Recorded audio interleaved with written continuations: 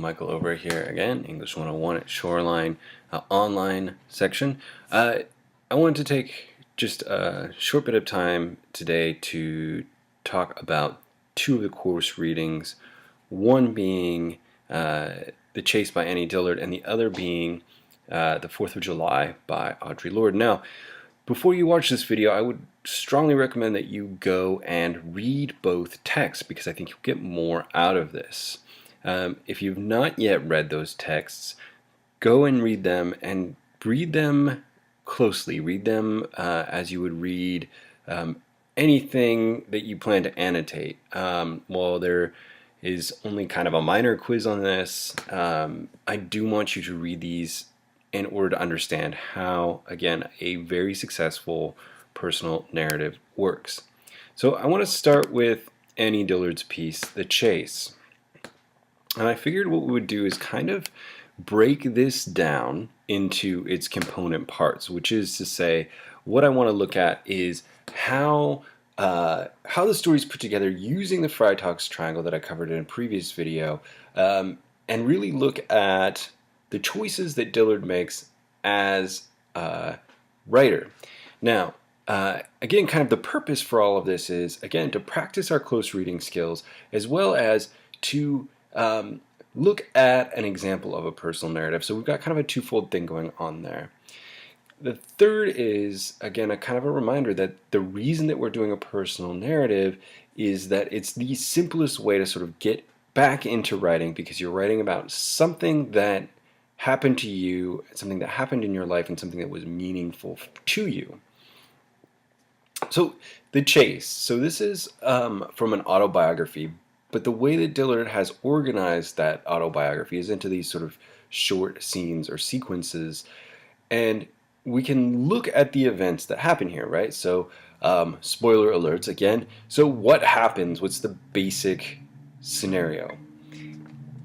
Annie goes out with her friends on a winter's day.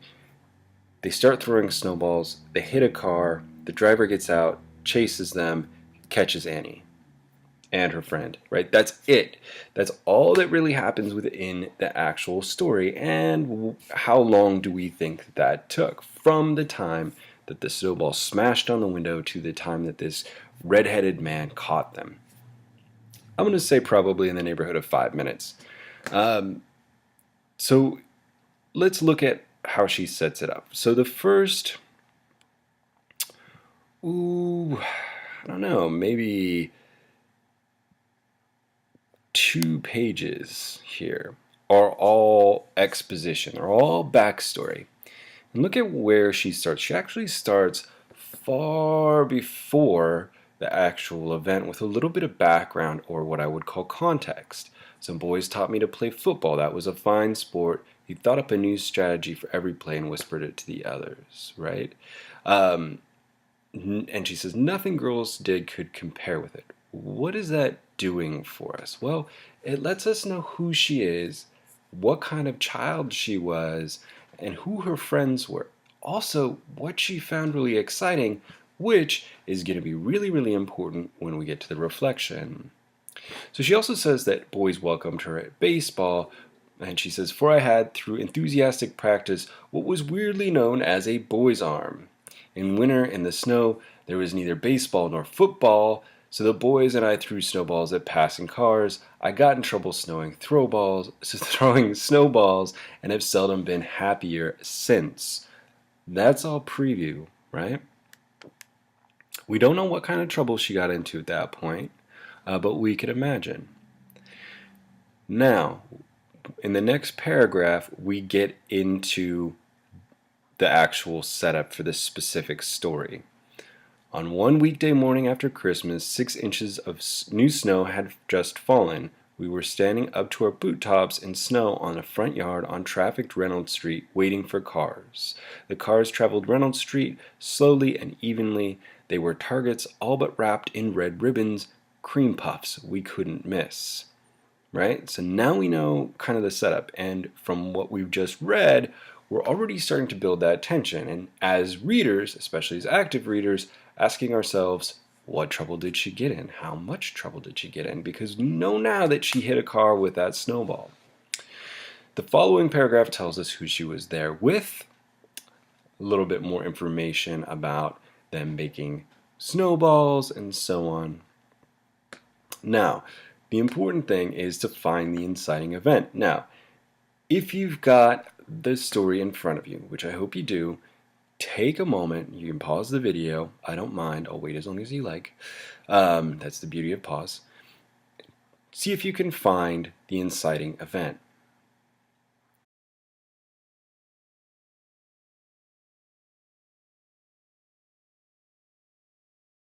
Now, hopefully you found that inciting event, and if you find it where I find it, it is on that partway down that page where they see this black Buick coming down the street.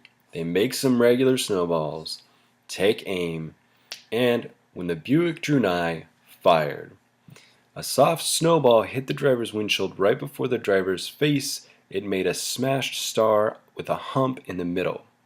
Often, of course, we hit our target, but this time, the only time in all of life, the car pulled over and stopped. Its wide black door opened. A man got out of it running. He didn't even close the door.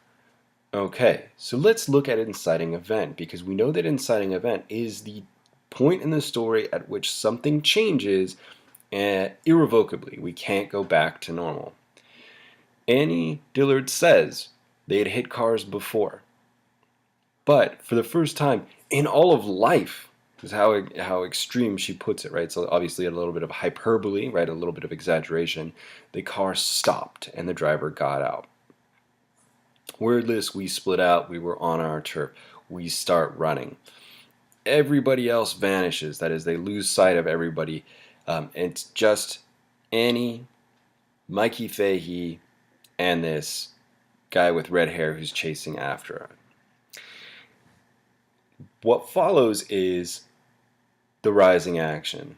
And you can see in about 4 paragraphs, 3 long paragraphs and 1 very short paragraph, is the chase itself. He chases all over around the houses, up this street, down that street, through the fence. He kept chasing us. He knew something that we thought only we knew, which was that you had to throw yourself full force into something, right? And then we're getting closer to the climactic moment, and we know because things are getting desperate for Annie and Mikey. It says here, Mikey and I had nowhere to go, in our own neighborhood or out of it, but away from this man who was chasing us. He impelled us forward. We compelled him to follow our route. The air was cold. Every breath tore my throat. We kept running block after block. We kept improvising backyard after backyard, running a frantic course and choosing it simultaneously, failing always to find small places or hard places to slow him down, and discovering always, exhilarated, dismayed, that only bare speed could save us, for he would never give up, this man, and we were losing speed. Right? So we thought, man, the only thing that could save us, she says, is that we were faster than him. But we were starting to slow down. Again, that feeling that the capture is imminent. The next paragraph, he chased us through the backyard labyrinths of 10 blocks before he caught us by our jackets. He caught us and we all stopped. Boom, that's our climactic moment, right? All of the tension has broken now. What remains is the falling action and the reflection, right? So they stand there and, look at how she explains him. He was our pursuer, our captor, our hero. So they stand there, the 3 of them, snowy, they're cold, they're out of breath. He says, "You stupid kids," he began perfunctorily, which just means he's doing it because, that's what he's supposed to do. But whatever he says to them, which we can imagine would be something like, "Don't you know how much trouble you could get in?" or, what would happen if I would have crashed my car or whatever. It doesn't matter what he's saying. And it doesn't matter to any of them because they all know it. The reflection is that she wanted that moment to last forever. They could have run all over the world. He could have trapped them. He could have dismembered them. He could have staked them to anthills. It didn't really matter. She says in the final paragraph, in that snowy backyard, the driver of the black Buick, if the driver had cut off our heads, Mikey's and mine, I would have died happy, for nothing has required so much of me since as being chased all over Pittsburgh in the middle of winter, running terrified, exhausted by the sainted, skinny, furious red-headed man who wished to have a word with us. I don't know how he found his way back to his car. Now, when we look at again, kind of the architecture of the story, those last two paragraphs are the reflection. They follow immediately after the climactic moment, right? They get caught. He says, "You're stupid kids." He maybe yells at them for a little bit and walks off. What lasts for her? What sticks with her after all of these years, right? She in the story, we find out that she was 7 at the time, and we could assume she wrote this when she was, I don't know, 30 or 35 or 37. So it's something that had stuck with her for several decades, is this feeling of exhilaration of not knowing. That pure excitement of pushing herself as hard as she can into something. Okay, so that's the architecture, more or less, of the chase. And it's a good piece to look at because, again, it reminds us that we've got a short time period, about 5-10 minutes. Maybe you look at half an hour from beginning to end, including them going out and making snowballs, hitting the car, getting chased, getting stopped, having this guy yell at them.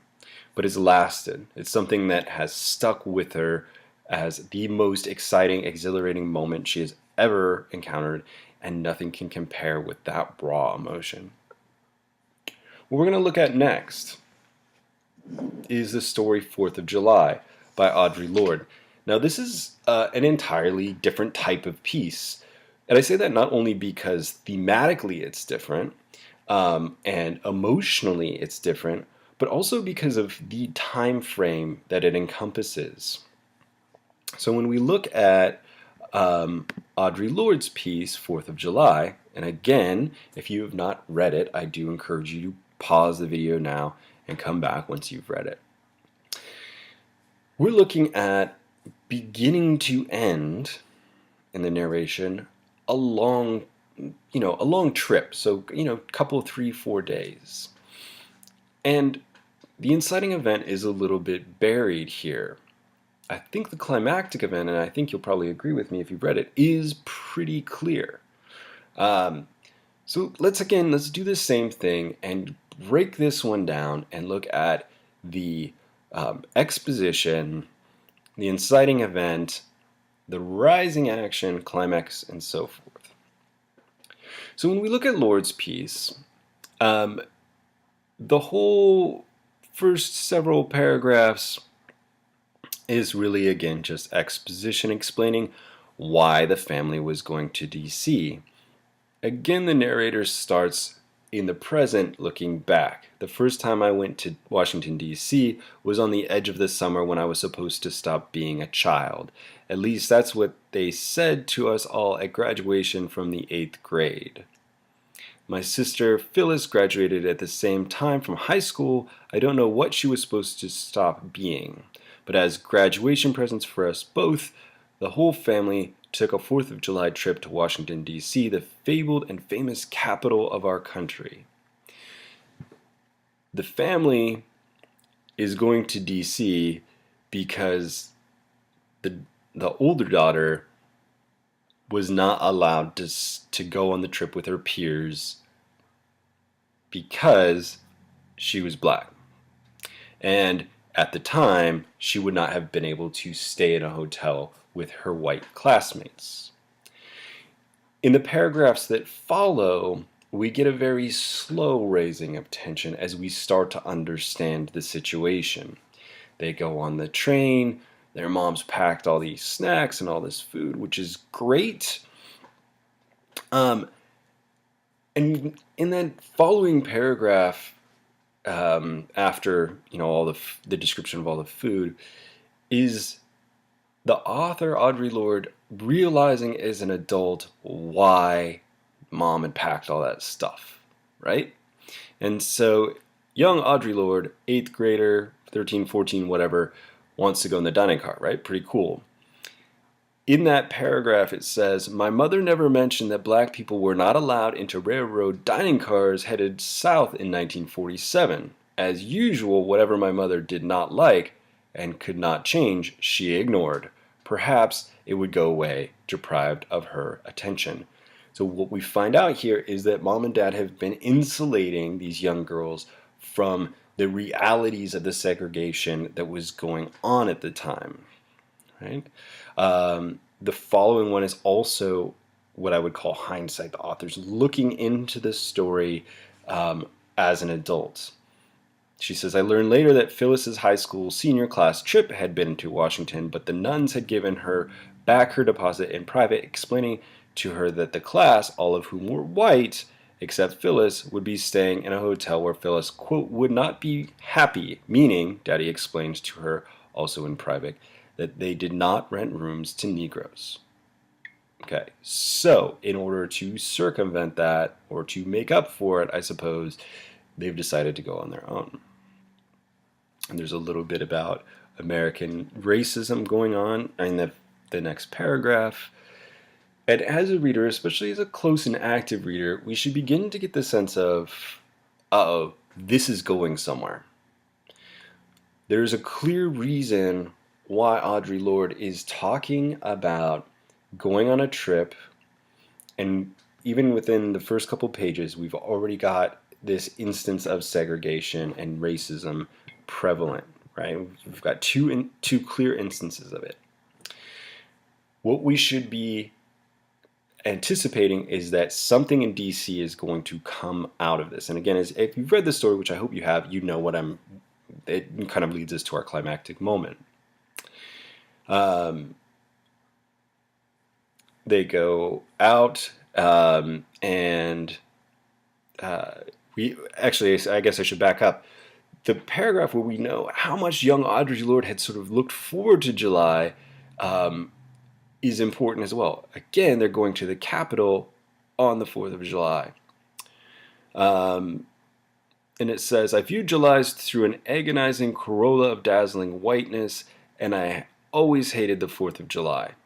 Even before I came to realize the travesty such a celebration was for black people in this country." Right? So she's not looking forward to it, really. She's agonized over it.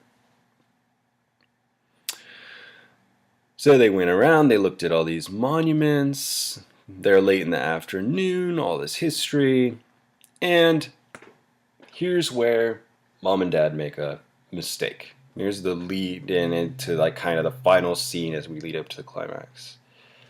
Dad says, "Hey, maybe we should get a little something to cool off." They see an ice cream shop. Looks great.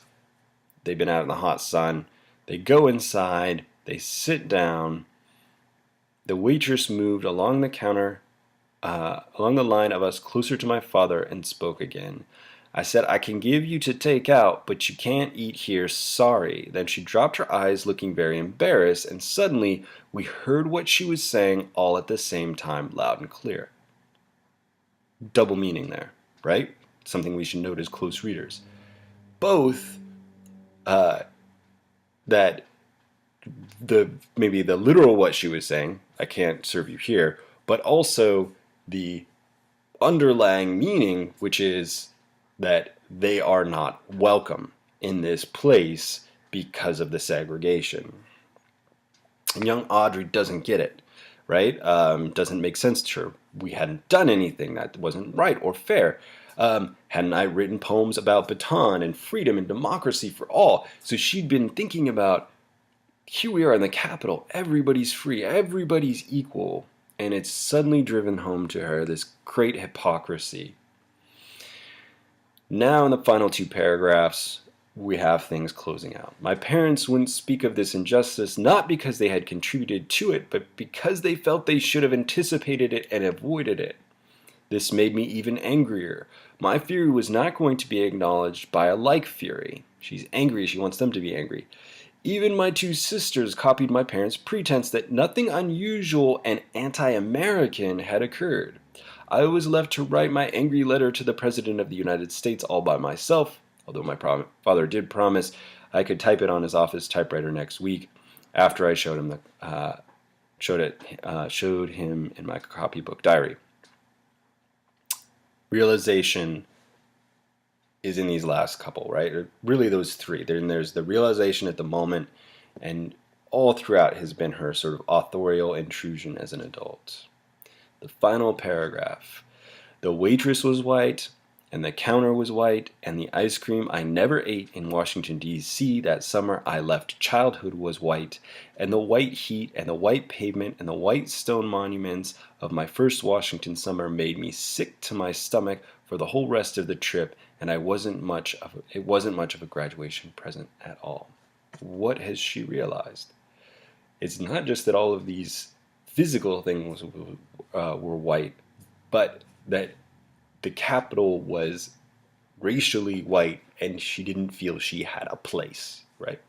So this is a moment that changed her life, and the realization is, there's this hypocrisy, right? I feel like I've been lied to and I'm angry about it, and nobody will acknowledge it. Okay, so we've talked through two stories, two great examples of personal narrative.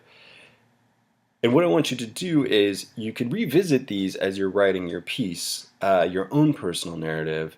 But I also want you to start to practice these skills of close reading, especially as we go into our other essays later in the quarter, The Handmaid's Tale, and especially when you get to that rhetorical analysis. Because when you get to the rhetorical analysis, you're going to be really, really diving into this type of close read. All right. I hope that helps kind of guide you through it. Again, today was an exercise in close reading, trying to understand what a personal narrative is and what makes it compelling. We've got two examples, one that takes place in the span of 5 minutes, one that lasts several days. Two different messages, one that's the excitement of passion in childhood, and one that is the depression and anxiety and frustration and anger that goes along with realizing that the world does not operate the way that you thought it did. So with those two in mind, and with the Moth Radio Hour and the Blue Scholars piece in mind, think about your personal narrative as something that doesn't have to be momentous. It doesn't have to be a historical event. It could simply be getting in trouble when you were 7. It could be riding the bus through downtown Seattle. So email me with questions, post to the discussion board if you have other things that you want to bring up. Good luck. Again, email me with questions, and I'll talk to you soon.